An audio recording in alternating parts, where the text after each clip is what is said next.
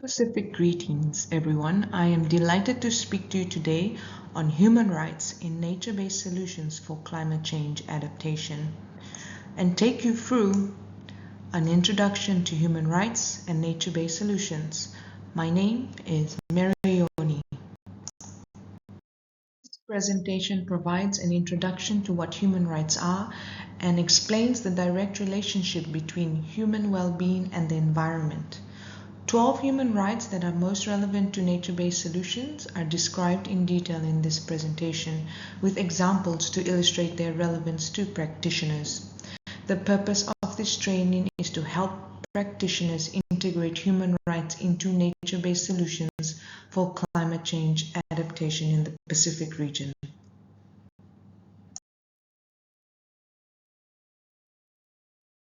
This module provides an overview of the relationship between human rights and nature-based solutions. At its core is the understanding that environmental and social issues cannot be separated. A thriving planet cannot be one that contains widespread human suffering or restricts human potential, and humanity cannot exist on a dying planet. The objective of this module is to build knowledge, capacity, and practical skills for understanding the linkages between human rights and nature-based solutions, and to provide practitioners with basic tools to support integrating human rights in nature-based solutions.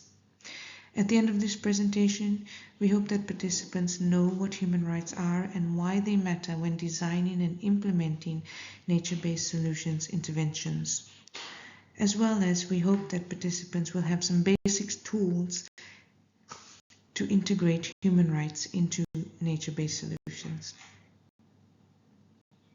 The following topics are explored as part of this module. The first section explores understanding what human rights are.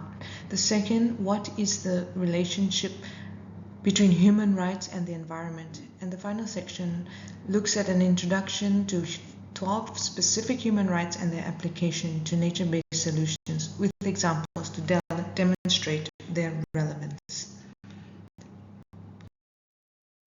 At the end of this presentation, we hope that you understand what human rights are and why they matter when you design and implement nature-based solutions projects, and be able to start to understand and identify which human rights your nature-based solutions may enhance and which ones may be impacted.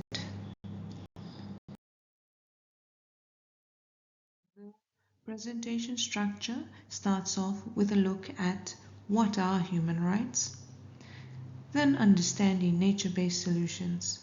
We then take a deep dive into a framework of examining human rights in nature-based solutions by considering 12 human rights impacted by nature-based solutions.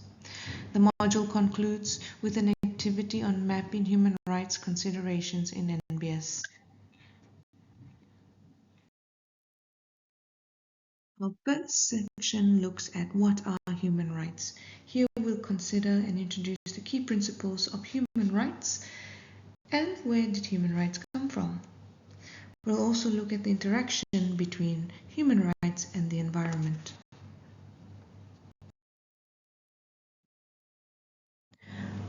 Rights for all members of the human family were first articulated in 1948 in the United Nations Universal Declaration of Human Rights, the UDHR. The 30 articles of the Declaration together form a comprehensive statement covering economic, social, cultural, political, and civil rights. The document is both universal, as in it applies to all people everywhere, and indivisible, as in all rights are equally important to the full realization of one's humanity. Human rights are rights we all have. Simply because we exist as human beings, they are not granted by any state. These universal rights are inherent to all of us, regardless of nationality, sex, national or ethnic origin, color, religion, language, or any other status. They range from the most fundamental, the right to life, to those that make life worth living, such as the rights to food and education, work, health, and liberty. Human rights include gender equality, disability, and social inclusion.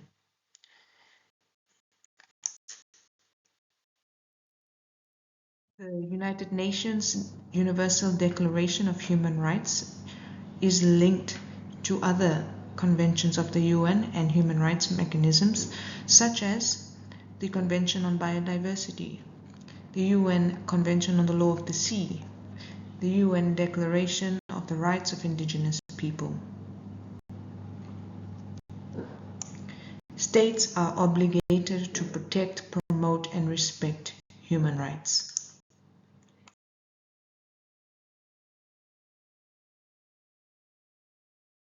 The following are some key principles of human rights. Human rights are universal because everyone is born with and possesses the same rights, regardless of where they live, their gender or race, their abilities, their identities, and their religious, cultural, ethnic background. Human rights are inalienable, which means people's rights can never be taken away. Human rights are indivisible and interdependent because all rights, political, civil, cultural, social, and economic, are equal in importance and none can be fully enjoyed without the others. They apply to all equally and all have the right to participate in decisions that affect their lives. The denial of one right invariably impedes enjoyment of the other rights. For example, the fulfillment of the right to health is dependent on the fulfillment of the right to a healthy environment, to education, and to information. Human rights includes gender equality and the approaches to ensure people from all backgrounds, including women and gender diverse people, people with a disability, and people facing another form of marginalization are included and contribute to the decisions that affect their lives. These approaches are used to prevent unintended harm, exclusion, and further marginalization of at-risk groups and to promote their rights and equitable opportunities and benefits. Next, let's look at understanding nature-based solutions. The following topics cover what are nature-based solutions and a brief introduction into IUCN's global framework and standards on nature-based solutions. Nature-based solutions, or NbS, are actions to address societal challenges through the protection, sustainable management, and restoration of ecosystems, benefiting both biodiversity and human well-being. Until now, there has been no agreed framework or standard as to what constitutes an effective nature-based solution. Misunderstanding and misuse of NbS have led to applications that cause harm to biodiversity and communities and threaten to erode stakeholders' trust in the approach. The IUCN Global Standard for Nature-Based Solutions is a tool to help governments, communities, businesses, and NGOs implement strong, effective NbS projects that are ambitious in scale and sustainable, prevent misuse, and safeguard people and planet. IUCN highlights 7 major societal challenges addressed by nature-based solutions, and these are climate change mitigation and adaptation, disaster risk reduction, economic and social development, human health, food security, water security, environmental degradation, and biodiversity loss. Nature-based solutions are therefore conservation solutions, with human well-being or the safeguarding of society as a primary objective. And these are particularly relevant in Pacific Island cultures because definitions of conservation cannot be separated from sustainable use.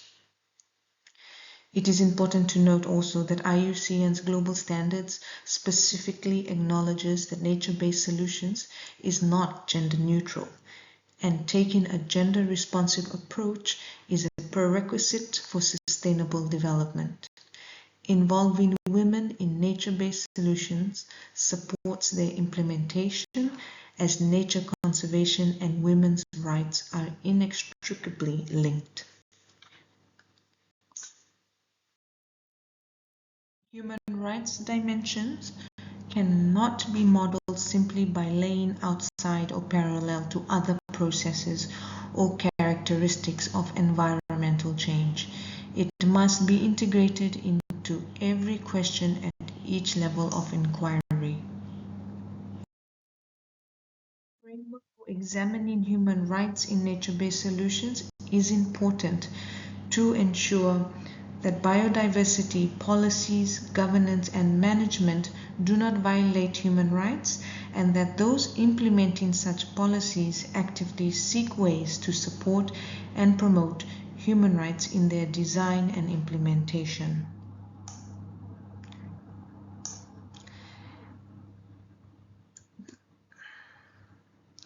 Under a rights framework, projects are anchored or embedded in a system of rights and obligations. This helps to promote the sustainability of development work, empowering people themselves, especially the most marginalized, to participate, make decisions, take ownership, and hold accountable those who have a duty to act. Disability inclusion requires special focus on the removal of physical, environmental, attitudinal, and institutional barriers. Here are 12 human rights to consider when undertaking nature-based solutions. Rights to non-discrimination and gender equality. Non-discrimination and equality are core elements of the human rights framework. Recognizing that every human being is entitled to all rights and freedoms without distinction of any kind, such as race, color, sex, language, religion, political or other opinion, national or social origin, property, birth or other status. Environmental changes, especially resource scarcity, can widen the gap between beneficiaries and those suffering from its use or change, impacting people's sense of place and diminishing social coherence and social relations within a community. Because the benefits and costs of nature-based solutions may differ between individuals and groups, approaches used by practitioners can reinforce and perpetuate or increase existing forms of discrimination.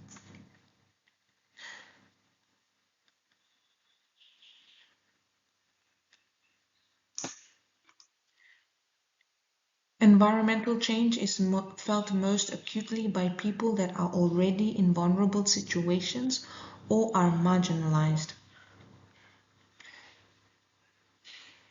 Those at greater risk from environmental change often include women, SOGIEST persons, older persons, persons living with disabilities, indigenous communities, and ethnic minorities.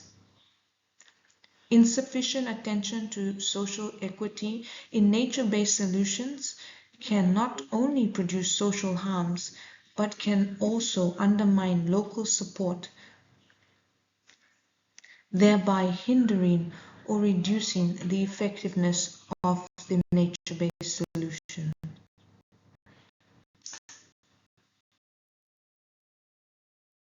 Rights of persons with disabilities. Disability inclusion requires special focus on the removal of physical, environmental, attitudinal, and institutional barriers that prevent them from participating fully in economic, social, cultural, and political life. Persons with disability can also face environmental barriers which hinder their full and effective participation in society on equal basis with others. Those living with disabilities are some of the most marginalized in our communities, and face numerous barriers, including when it comes to contributing to and benefiting from nature-based solutions. Rights to a safe, clean, healthy, and sustainable environment. A healthy and sustainable environment is needed in order to protect, respect, and fulfill human rights.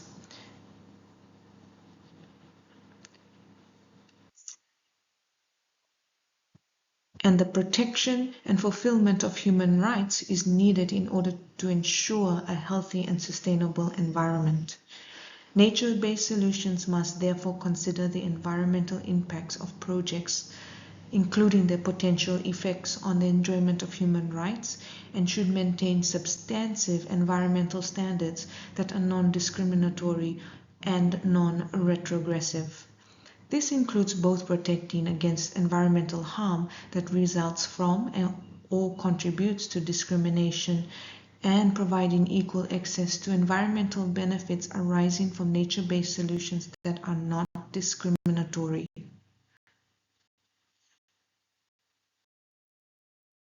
The right to clean water. Access to safe water is a fundamental human need and therefore a basic human right. Non-discrimination and equality are fundamental human rights principles and components of the right to water. For instance, for women and girls, inadequate water, sanitation, and hygiene services can impact their sexual and reproductive health, and people with disability face enormous difficulties to practice basic hygiene without proper water, sanitation, and hygiene facilities. Nature-based solutions should protect and support people's right to sufficient, safe, clean, physically accessible water to meet their personal and domestic needs, with special attention to poor, marginalized, and vulnerable groups in our societies. The right to healthy food. The right to food includes the right to a minimum ration of calories, proteins, and other specific nutrients, and all nutritional elements that a person needs to live a healthy and active life, and to the means to access them. Food also can be linked to culture and cultural practice, as seen in the Pacific. Climate change poses a serious threat to people's right to food and threatens all aspects of food security.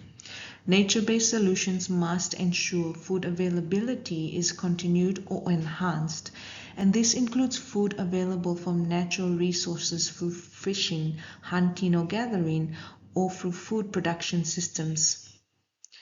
At the same time, nature-based solutions must address unsustainable practices people use to obtain their food that cause harm to the natural environment, which can then violate other rights, like the right to safe, clean, healthy, and sustainable environment, and the rights to clean water.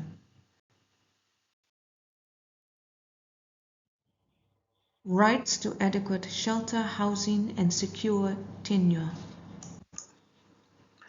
The right to adequate housing should not be interpreted narrowly as only the physical home.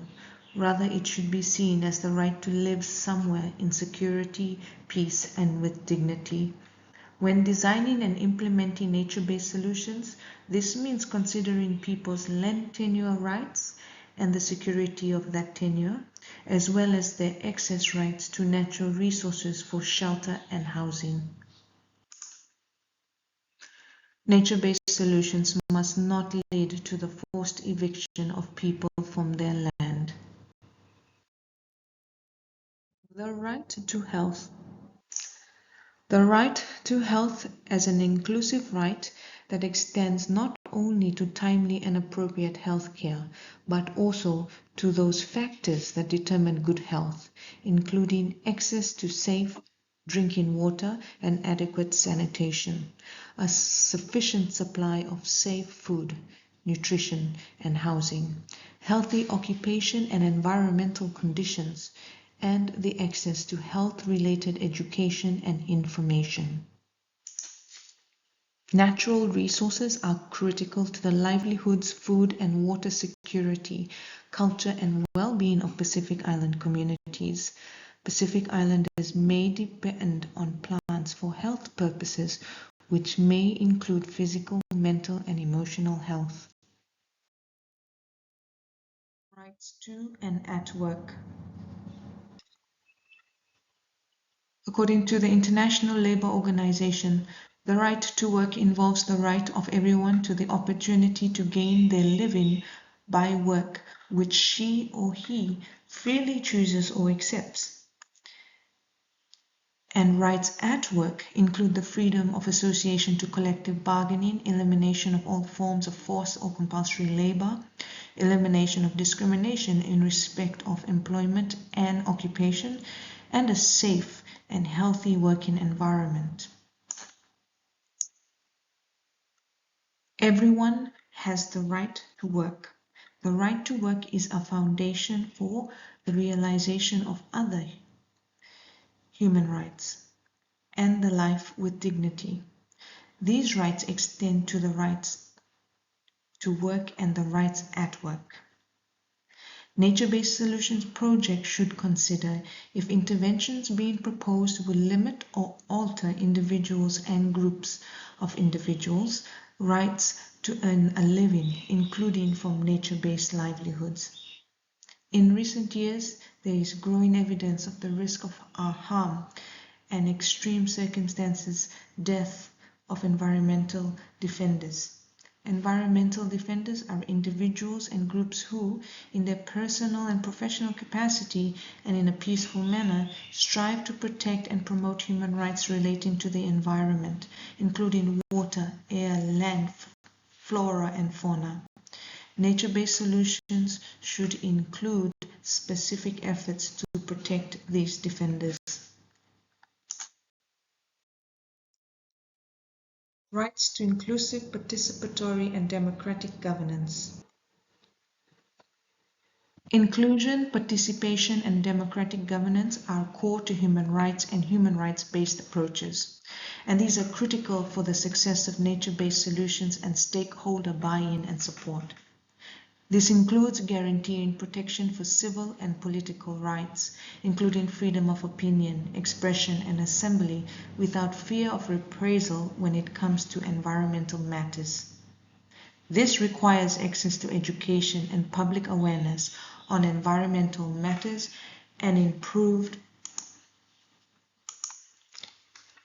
public access to environmental information held by authorities. Nature-based solutions need to contribute to addressing governance and structural inequities that may exist, especially those that keep the most marginalized from decision-making powers. Participatory, equitable, transparent, and accountable governance of nature-based solutions means using approaches that ensure all relevant stakeholders have the opportunity to engage and effectively participate in all matters and decisions that would affect their rights, especially those that might be marginalized. Rights of Indigenous peoples. Indigenous Pacific Islanders rely on their ancestral territories for their material and cultural existence. Indigenous peoples and their communities that rely on their ancestral lands and waters for food, livelihoods, and cultural practice can face increasing pressure from governments and business enterprises seeking to exploit their resources. They can be marginalized from decision-making processes and their rights can be ignored or violated in the pursuit of national development goals. Thus, nature-based solutions projects must put in place social safeguards to respect and protect Indigenous rights to lands, waters, and resources that they have traditionally owned, occupied, and used. This includes obtaining their free, prior, and informed consent before starting on a project and valuing Indigenous knowledge systems. Rights to live free of conflict and violence. Everyone has the right to life, to live in peace, free from violence and threats of conflict. Competition over scarce natural resources, worsened by climate change and widening inequalities, can result in increases in environmental crime, conflict, displacement, and social unrest. Nature-based solutions should support a safe and enabling environment in which individuals and groups that work on nature-based solutions interventions can operate free from threats, harassment, intimidation, and violence. This includes awareness and sensitivity to existing conflicts and avoiding the creation of new conflicts, which can be worsened by increasing environmental degradation and depletion of natural resources. Nature-based solutions projects investing in monitoring, compliance, and enforcement should ensure the rights of all people, including perpetrators of crime, are not violated and are addressed through the correct legal mechanisms and procedures. Intergenerational rights, equity, and justice. Intergenerational rights, equity, and justice is defined as meeting the needs of the present without compromising the ability of future generations to meet their needs, and this stands at the heart of conservation. It speaks to the concept of fairness amongst all generations in the use and conservation of the environment and its natural resources. Children and youth have a tangible contribution to make in solving critical societal challenges, emphasizing the intergenerational equity that is required. This includes rights to enjoy their cultural heritage and have access to and participate in the cultural life of their people. Nature-based solutions interventions that place a greater impact on short-term costs and benefits than the long-term are likely to impinge on or violate the rights of future generations. Nature-based solutions interventions should consider and work to promote and protect the rights of future generations.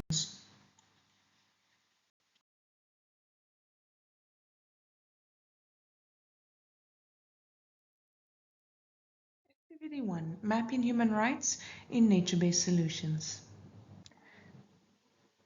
The following activity is to help practitioners start to identify what human rights intersect with and are relevant to nature-based solutions. Following this slide is a video on human rights-based approaches. Watch the video and consider the human rights approaches taken in the development project that is described. The following examples may help guide you. List 3 human rights which the project in the video directly on or explicitly addresses. How does the project in the video enhance, promote, and or protect human rights?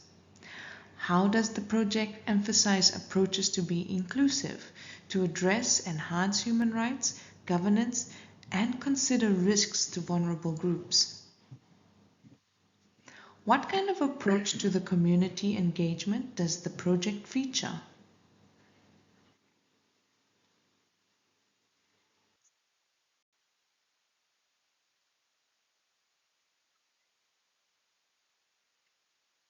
Now consider which of the 12 human rights are at risk due to the design and implementation of the project. List down 3 rights that may be at risk. Consider how the project implementation team might mitigate these risks.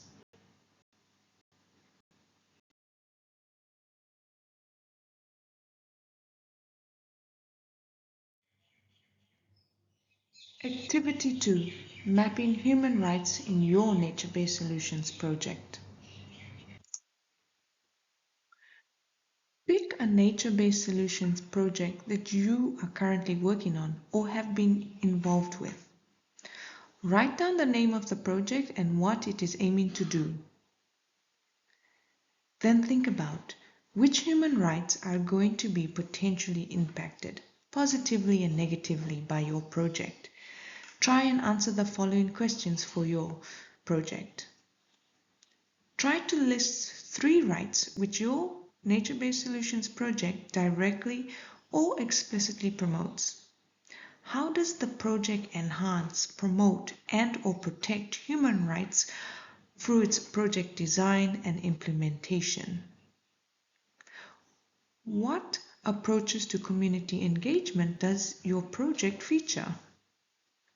How does the project emphasize being inclusive to address and enhance human rights, governance, and other consideration of risks to vulnerable groups? Now consider which of the 12 rights may be at risk due to the implementation of your project. How may the risks to human rights be mitigated through the project? This activity is linked to the content explored in Module 2. So hold on to your responses to this activity and be ready to do a human rights risk assessment in Module 2.